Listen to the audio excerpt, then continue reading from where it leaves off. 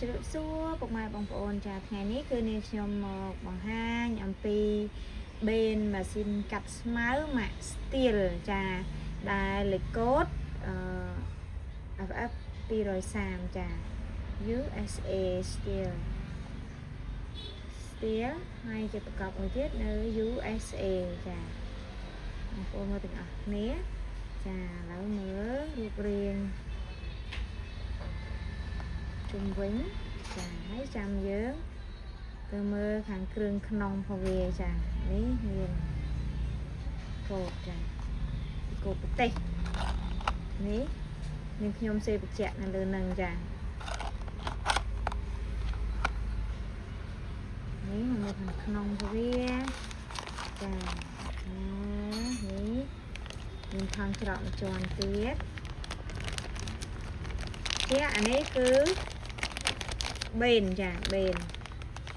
នសាំងម៉ាស៊ីនកាត់ស្មៅចានេះបេនសាំង Steel Sin ចានេ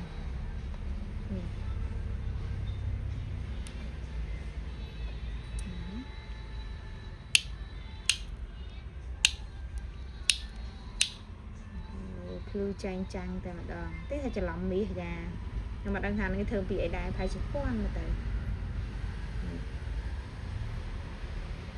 នេះស៊ីនណាបងប្អូនណាចា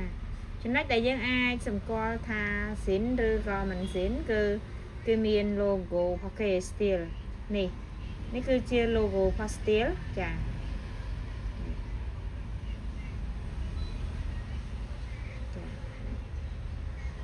អញ្ចឹងបញ្ជាក់ម៉ាស៊ីនគឺអាចទិញពីទីតាំងនាងខ្ញុំបានហើយគ្រឿងដេរនេះក៏អាចទិញពីខាងនាងខ្ញុំបានដែរតែមានលក់ទាំងសំណុំអញ្ចឹងណាបងប្អូនណា